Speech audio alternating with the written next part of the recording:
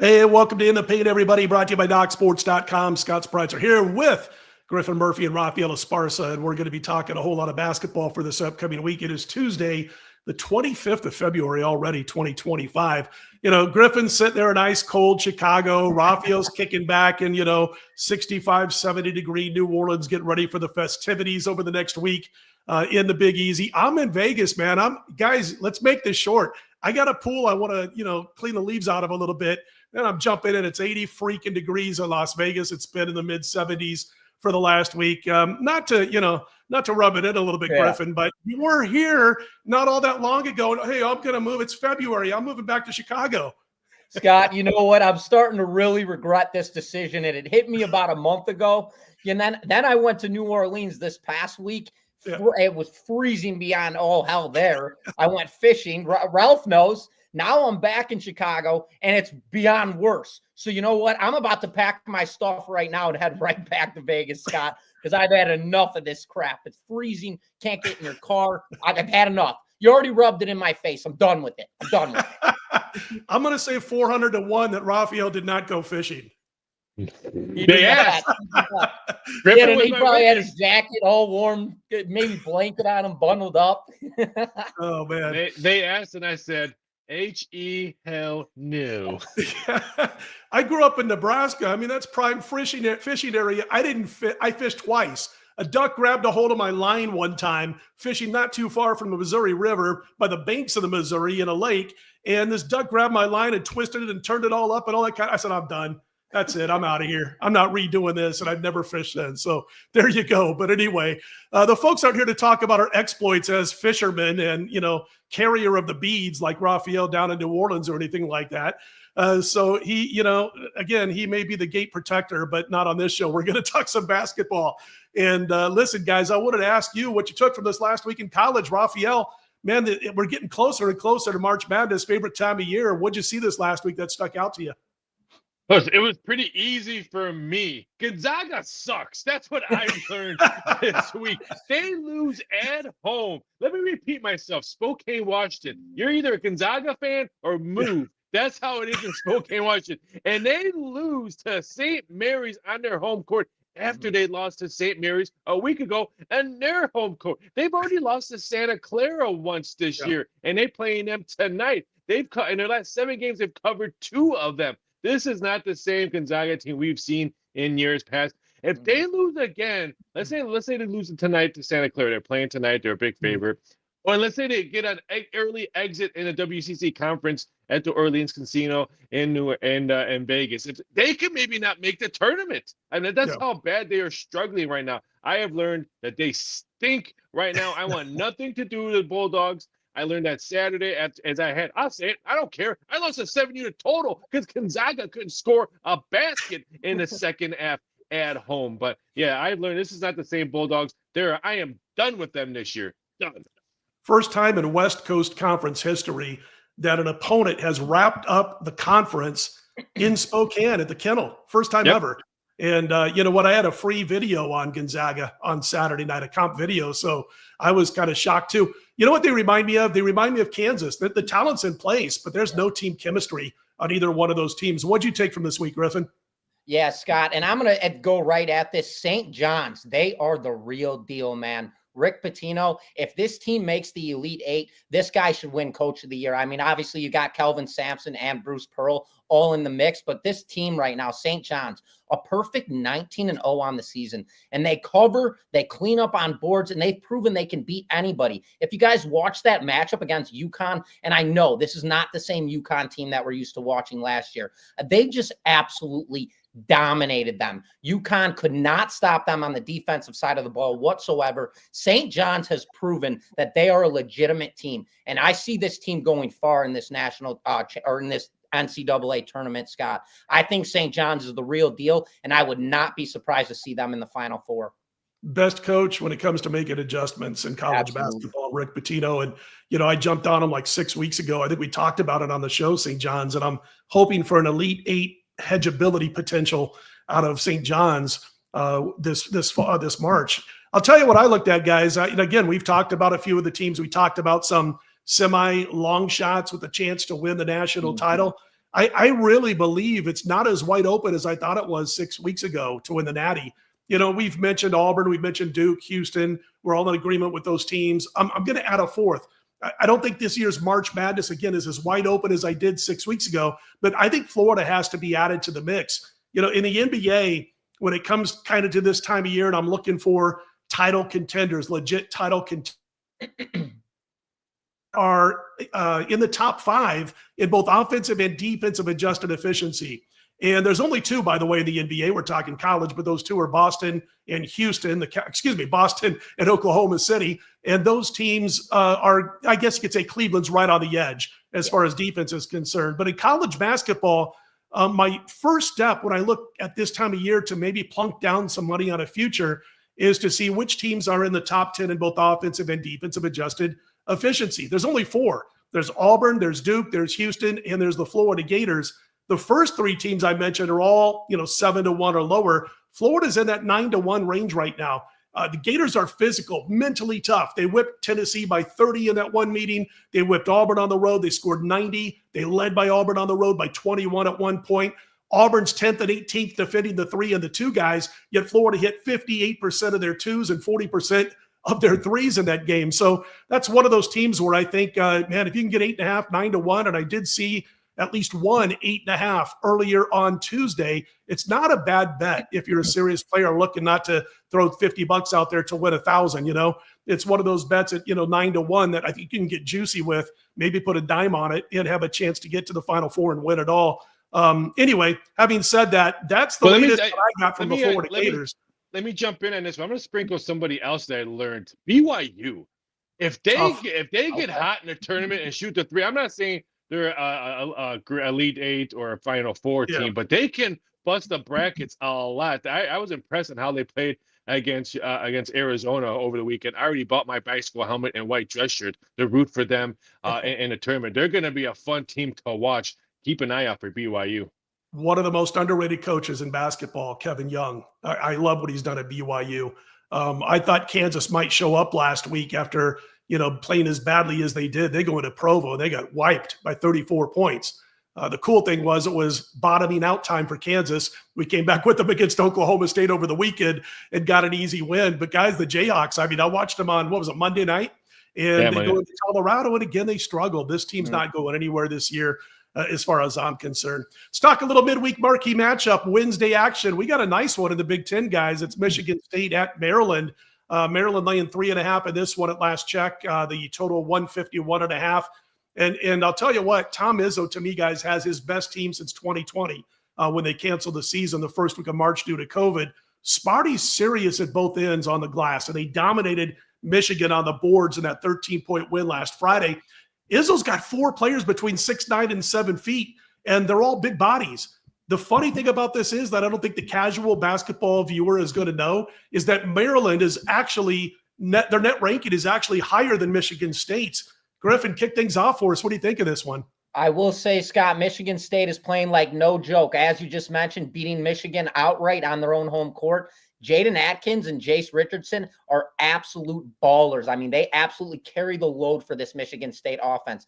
The issue I think they're going to run into here is Michigan State. They have to deal with one of the top defenses in the nation. Derek Queen and Julian Reese for this Maryland club should unleash the tank tonight in this matchup on boards and second chances. Maryland, I think they're going to come out playing that 2-3 defense. And the only way I see Michigan State winning this game is if they do the same thing they did against Michigan. You got to hit 40% from the perimeter, just like they did. I think they hit 41% against Michigan. That is the only way that I see Michigan State covering this game. Otherwise, I'm laying the 3.5 with Maryland in this one, Scott.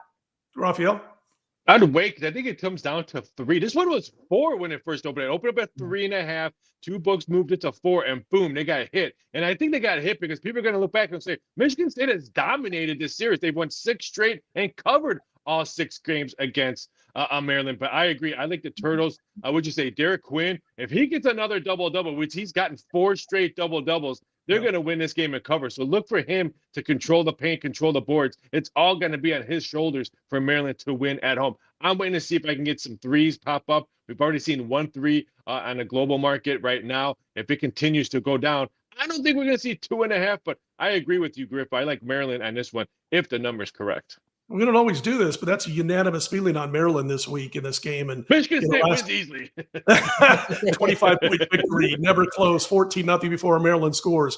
But I had a free video on Michigan State on Friday against Michigan, and one of the things I talked about, and you kind of got there, Griffin, you were talking about it, is that Michigan State is normally not that great at shooting threes from the deep perimeter. And I kept saying in that video, the only way Michigan wins this game is if they push them out. They got to push them out. They got to get them outside. And they got to make them take those distance shots. And Michigan State was making them. Mm-hmm. And again, I'm not a huge fan of Michigan this year. I give them a ton of credit, with all these new players and new coaching staff, basically, that comes in and has turned it around. But I think Maryland deserves that 11th net ranking that they have right now, which is, again, like 3 spots higher than Michigan State. We're all in agreement here. Let's head behind the counter. Home away from home for Raphael Esparza. He's been a line maker for many, many years. And listen, Raphael, we got a pair of Saturday games that are looking pretty juicy. Alabama at Tennessee, Texas A&M against those Florida Gators I just mentioned. But let's go behind the counter with our resident bookmaker, Raphael, and start with that Alabama-Tennessee game. What do you make the number in this one? Of course, we got, both teams playing games between now and then. Yeah, this one right here is probably the toughest one I've had since we've been doing this one, because I'm not sold on Alabama on the road. They're totally a different team on the road. If you could slow them down on the road, they look lost. And so this one, I was opened up around 3. Then I'm like, let's bump it up to 4. So I made Tennessee 4, total 166. I think the bettors will probably bet this around to 165, 164, because if Tennessee wants to win this game, they need to play stall ball. They need to make Alabama play a half-court type of game. And that's why I think the number will probably be around there. I think Bama, but no matter now, people love to watch Alabama. And they remind me of the LMU Lions teams when Hank Gathers and Bo came up. They just want to run and try to score as many points as possible. And that's good for if you're a Tennessee fan here, because people want to bet that team. People want to look at this. So you might get a better number because Alabama's going to come in. It's on TV. I think it's on ESPN. So it's going to be a focus game. So I'm hoping Bama money comes in because I'm looking for vowels. If I can get the good number, I think Tennessee wins this one. I think Alabama goes down again, like I said last week. Griffin, we got to listen, I'm on Tennessee too in this game. We got to make this another unanimous choice. Well, no, I'm actually on a total in this one, Scott. Okay. Raphael, I gave Ralph a call a few hours ago asking about the total. Are we still sitting at 166? Yeah, I have it at 166, and I'm like I said, this is one of the tougher games that I had to do an odds on it. So just because both these teams are playing tonight, but I'm positive at the 160s. I don't think it's going to even come close to 170 because if it's 170, that means Alabama won tonight 200 to something, and they just wiped the floor off of somebody.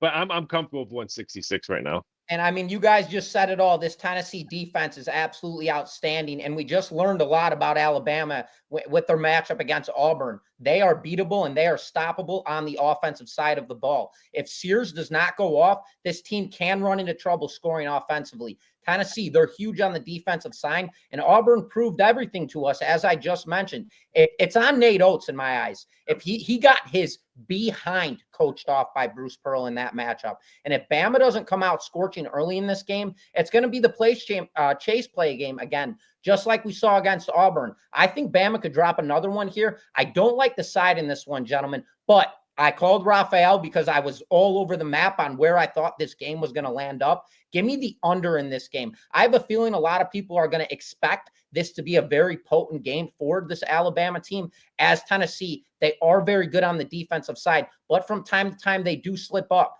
especially in this case. But I like the under in this matchup. It's a psychological trap, messes with you a little bit. Alabama, they're pissed off. They have their tails behind their butts after getting beat by Auburn in their own house. It's kind of one of those games where I don't want action on a side. I like the total here. Give me the under, Scott, in this game at 166 if it lands on that number, or anything within 2 to 3 points around that range. Ken Palm has it about 155. So I'm thinking, and he's not a lines maker as far as totals are concerned. I trust Raphael's thoughts more on that. And if it is mid 160s, I do like the under in there. It's funny. I was doing a show on VSiN last week. We were talking about Tennessee. Somebody on the show asked me, what do you think about Tennessee's chances to win the whole ball of wax? And I brought up the name Hank Iba. And I said, Hank Iba would love this team, man. They play at a snail's pace. They play great defense. They make you earn every bucket, that kind of stuff. And then I said at the end, I had to throw that little one-liner at the end of there about if you're under 50, look up the name Hank Iba and you'll understand what I'm talking about. Then I get all these social media, X or Twitter, people jumping on board going, I love it. Hank Iba, I haven't heard that name in 100 years. And I'm like, well, it was before my time, but we're a student of the game. But anyway, I think the problem with Alabama, I had this 8-star play on Bama last Saturday, and I don't think they were ever covering. At least I watched the second half until the last minute, which one of those type of things, right? Yeah. And that line went from like 9.5 to like 11.5, 12 overnight. And they end up winning by 13 points. And again, with like a minute and a half to go, it's like an 8-point game. And I'm like, make your free throws, you jackasses. Come on. Nothing personal, but come on. And they did. And so we got it there. But I think this is going to be, Tennessee plays slobber knockers sometimes. And I like the kid Chaz Lanier. I think it's enough to get him past Alabama in this one. The other Saturday game, Raphael, to throw a number on would be Texas A&M in Florida, at Florida. A&M hosts Vandy on Wednesday. You got Florida playing tonight. What's your thoughts on this one, your number? If Florida whoops up tonight, this one could probably open up a little bit 8 or 9. I made it 7.5 just because we don't know the two outcomes on this. But look for Florida's game tonight. If they look impressive tonight, then I wouldn't shock me if we see 8. I think the Gators could probably win by double digits. I think they're playing one of the best balls in SEC. Everyone wants to talk about Auburn because they're the number 1 team. But if you look at game per game, I like the way Florida has played. They're deeper than Auburn. I love to put the selection you made on there for maybe Florida to win it all. They're playing some of the quietest basketball. Even though, yes, I know they're in the SEC. Yes, they're ranked. But everyone wants to talk about Alabama and Auburn. But this Florida team, if they easily win tonight, which they're gonna, they can easily probably come about 8.5, maybe 9-point favorite. Right now, I have it 7.5 just because I want to see what they play tonight. Griffin, your thoughts? Yeah, Scott, I mean, I absolutely loved how you went about it earlier in the show about talking about this Gators team because, I mean, absolutely, Todd Golden has this team absolutely rolling right now. 6-game winning streak right now. They're 13-1 at home. Texas A&M, they've been stout all season long, and they've got some solidified strong wins, but they have dropped 2 games in a row. Another issue I see Texas A&M running into in this matchup, they play 500 basketball on the road. 7 losses on the year. 4 of those losses have come on the road. Now you have to go deal with Walter Clayton and Elijah Martin, who are nearly doubling or averaging double digits per game. Florida, they're bigger. They're the better team, and the only metric that stands out here, Texas A&M is second in the nation across offensive rebounds. So you know what that tells me? They can't hit water if it fell out of the boat. So now you're heading into Gainesville. You got to deal with the team who's 9-1 in their last 10 games and ranks 13th across defense efficiency. Give me a break. Give me Florida here, and I'm laying the points in this matchup. Wow, we got a lot of agreements going on here, guys. We could be in for a really great show. We need some banter here. Let's disagree. A really great show or a really bad show as far as the results are concerned. Judge us by the work into it, folks. What's that? So I'm glad I won't be here next week. Yeah, I was going to say, if we win, just remember we just swept the board with our unanimous picks. If we lose, judge us by the amount of work we put into this, man, the amount of time we put into this. Forget about the wins and losses. It's more about the knowledge. Having said that, let's go under the radar, guys, and we're going to head out to one of the conferences I like to get involved with quite a bit, which is the Big West. 2 teams aiming for a big dance invite, and that would be UC San Diego at Cal State Northridge. On Thursday night, UC San Diego probably going to be about a 6.5-point road favorite in this one. Northridge there's some advertised bank or credit union that's on the title of this arena, this gym that's over 60 years old. One of my favorite gyms. I've been there a couple of times. A couple of guys in the pro betting business went to Northridge, but it's always going to be the Matadome to me, guys. The Matadors play on the Matadome. And can either of you guess, useless trivia here, which movie was filmed at the Matadome? No clue. Sweep the leg. Oh, my really? goodness. Yeah. Sweep the leg, baby. The old Northwest LA County, whatever it was called, tournament was held in the Matadome. So again, some useless trivia there about the Matadome. I love that place. Anyway, guys, again, we're looking at UC San Diego probably being about a 6.5-point favorite in this one. Which they should be, because they've owned this series against Northridge. Northridge has never won a game in this series. I mean, they've dominated and they've covered every game in this series. So, yeah, it's either San Diego or pass for me. Maybe look at if the total comes out like in the low 150s, maybe under. The last 3 matchups have all gone under the total, and only one of them, the total was 150. So I'm either looking at that, but I know I'm not going to get the number I want for San Diego, but it's either San Diego for me. But again, if this one comes out total anywhere in the low 150s, take a look at the under, because I like the way San Diego's defense. They play better defense on the road than they do at home, and they've only lost 2 road games this year. So they're used to going on the road and dominating other states. Last loss, Griffin, for Northridge came as a 25-point loss to this UC San Diego team. Do they get the revenge here? Do they at least take the number, or are you going to be laying it here? No, I'm laying it here, Scott. This team does everything right, man. They've proved they can score on anybody. They run a very slow, controlled pace of play, which I absolutely love. They're one of the best three-point shooting teams in the nation, and they're 3rd in defensive steals and 1st in defensive turnovers. Norwich, on the other hand, I think they're going to run into a lot of issues, and the biggest issue is going to be pace of play.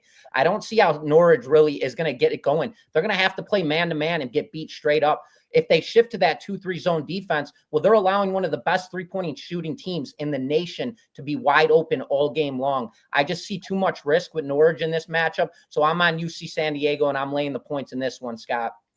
All right, guys, let's get to money shots, our best bets on this week's show. And Griffin, we just left off with you. Let's start with you this time. What do you got this week? Let's drill it. And I want to talk about this South Florida at Temple matchup. This game goes off tomorrow. And this is by no means the same South Florida team that we watched last season. This team used to fly up and down the court. Ben Fletcher, he's doing everything he can with this team, but they continue to shoot themselves in the foot. They are not playing any defense whatsoever. They're not scoring from the perimeter, and that's what they did best last season. They were great from the arc, and they were fast. They're terrible on rebounds this season. Temple, on the other hand, they're a stout 10-2 at home this season, and they play, despite them being on a 6-game losing streak right now, everybody they play, they always seem to hang in there. They always seem to play tough. So at one point, 6 games in a row that you've dropped, the table has got to turn for Temple. I believe this is their match. It's a perfect setup for them. So give me Temple here as my money shot against the spread in this one, Scott. Good stuff. Where are you going, Raphael, this week's money shot?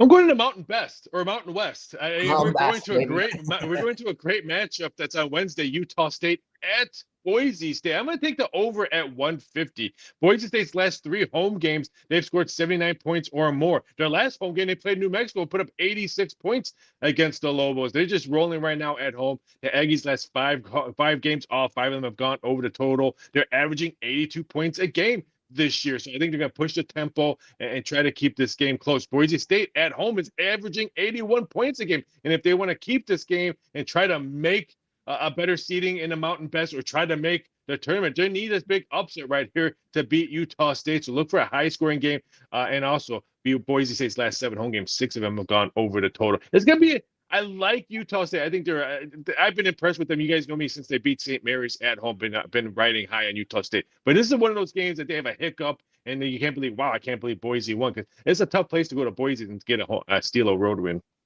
All right, guys, I'm gonna get a little daring here because we all love the St. John's Red Storm, the Johnnies, but they're going to be probably laying about 8 points against Butler this week. And everyone knows my feelings. I've talked about it on this show. Griffin's talked about him, St. John's best in-game coach in college basketball, Rick Pitino. But Butler gave the Johnnies a run for their money in Queens earlier this season. They led by as many as 7 points in the second half, did Butler. They ended up losing by 8. They went 9 for 20 from the free throw line. They ended up losing by 8. They had 47 rebounds against St. John's and slammed the door on anything St. John's attempted to do outside on offense. And again, they're not a great perimeter team when it comes to their offensive acumen, talking about the Johnnies. I think Butler, they're not going to win this game outright, but if I can get 4 full buckets, I think Butler comes through and hangs the number against St. John's at home, at Butler, tough place to play. And I think they'll get the job done here as far as this point spread cover is concerned. Wanted to mention before we call it a show that you can check out that $60 link below the video here. And if you click on it, if you're not yet a member at DocSports.com, you'll set yourself up for that free $60 account. You'll be able to then use it on any of our daily packages over at DocSports.com. I think it's just a great way to give Doc Sports a trial run if you've not yet done so and not yet a member. For Raphael, who will be celebrating on Bourbon Street, look for him. He'll be the guy with the beads. He'll have the Next beads. Tuesday. He will be here. Griffin will be freezing his you-know-what off, and I'll be in the pool. I'll be in the pool in Vegas, baby. All right, guys, take care. We are DocSports.com's in the paint. Let's put them in the win column, everybody.